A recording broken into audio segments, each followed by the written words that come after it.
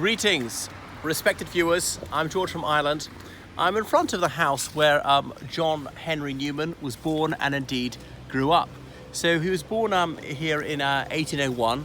We're in Ham, which is just outside London. Well, kind of regarded as Greater London now, but then it would have been seen as being in the county of Surrey. So about 10 miles from the centre of London. His father was a banker. And I wonder if his father commuted into the city every day, possibly, because that would have been a long journey in a horse-drawn coach. Obviously, Newman was born considerably before the train. So he grew up in a family of several children. They were affluent, as you can see. Look at the size of the house. A lot of people were living in hovels at the time. So his family were communicants of the Church of England. And so he had that conventional Anglican upbringing. He went to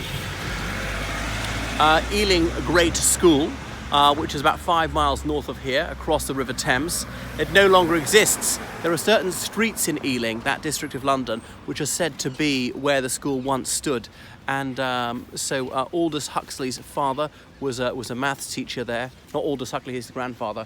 The other famous Huxley, Darwin's bulldog, his father was a teacher there. Anyway, so Ealing Great School was actually one of the most renowned schools in the realm for a long time, but it somehow went bust and closed down in the late 19th century.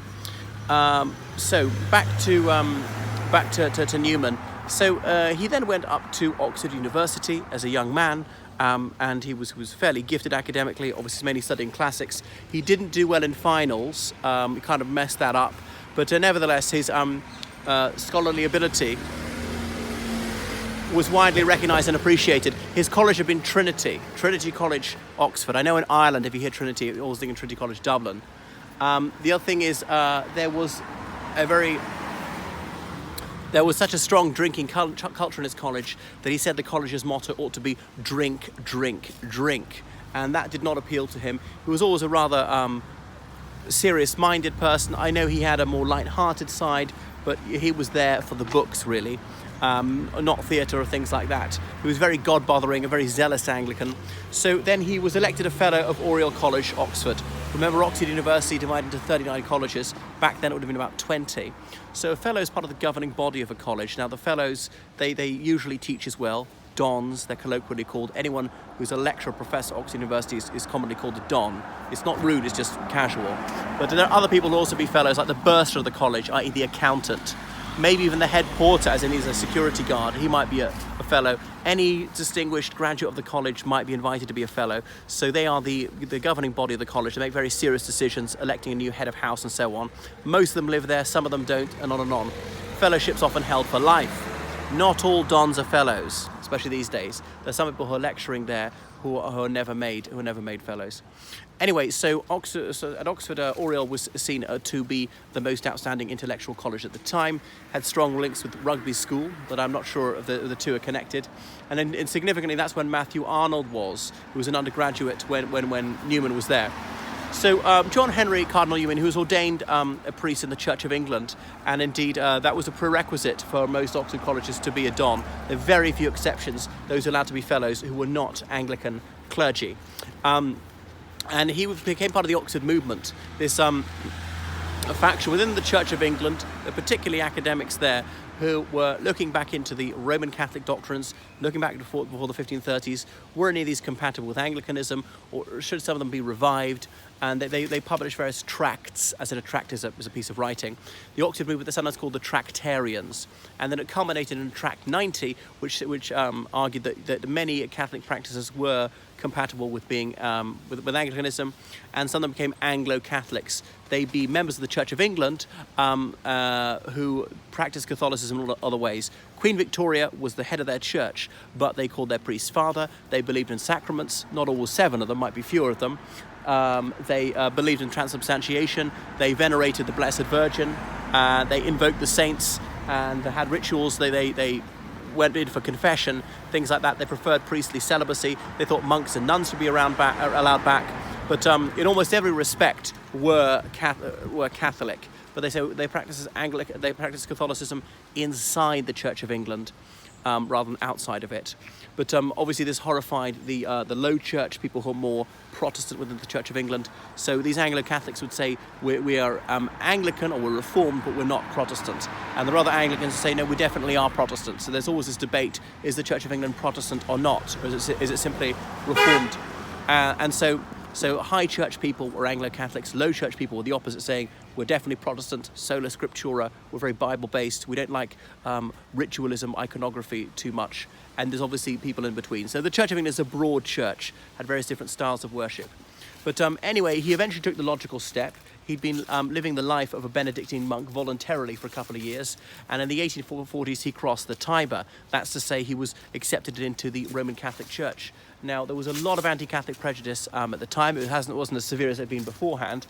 There was equality for the Catholic community here.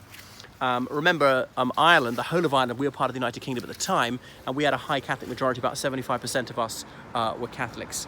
And quite a few Irish people were moving over to Great Britain at the time, especially because the famine was on. But there were some anti-Catholic bigots, people saying no popery and stuff like that. Anyway, so he was then a priest in the Catholic Church, not just a layman, made a priest and all the rest of it. He moved to Birmingham. He set up Birmingham Oratory as in a church. Obviously, it means like sort of prayer place. Ora can mean prayer as well as mouth. That's what you should be doing, your mouth. Not too much eating. And he lived there. He was always celibate, of course. People wondered, had he romantic feelings for women in his youth? Was he homosexual as inclination? There's no evidence that he acted on that physically, even if he was. We're not quite sure. He was an outstanding intellectual. He published numerous books. Perhaps most famous his autobiography, Apologia Pro Vita Sua. Although the title is in Latin, like Defense of His Own Life, he wrote it in English. Indeed, he was made a cardinal. Of course, when you're a cardinal, it becomes part of your name. It's not just a title. John Henry Cardinal Newman. You can call him Cardinal Newman. If you do have John Henry, it should go in between his Christian names and his surname. He's always known by the two Christian names, John Henry Newman, not just John Newman. So he's dead. There's obviously in 1890 he's dead, and he's been beatified, as he's declared blessed. Supposedly he interceded to provide miraculous cures for some people who are stricken by various maladies, and that's the first staging post on the route to canonization, sainthood. Anything about him? So it looks like it's unoccupied, his house. Unfortunately, it's not open to the public. When the Pope of Rome came here in 2010, didn't come to this house. There's a big ceremony, part of his canonization. And then got canonized. So he's now a saint, one of, I think, only 5 saints from London. I can't remember all the other ones. Edmund Campion, Thomas More, Thomas Beckett's not a saint, I don't think. And I'm missing out someone else. Is it Nicholas Postgate? So there we are. That is John Henry Newman. When he was in Birmingham, most of his communicants were Irish. Hooray! Because there are not many English Catholics. A few recusants who'd never ever given up the faith, mostly upper class because they could afford to pay the ruinous fines for not attending Anglican worship. Became quite fashionable for certain intellectuals or certain aristocrats to cross the Tiber in the 19th century, partly owing to him. Some of the Oxford movement stayed inside the Church of England and are Anglo-Catholics to this day. That's enough about Newman. So please follow me on Facebook, Instagram, donate to me on PayPal, georgecallahan79@gmail.com, donate to me on Patreon, book online lessons with me, and book me as a tour guide.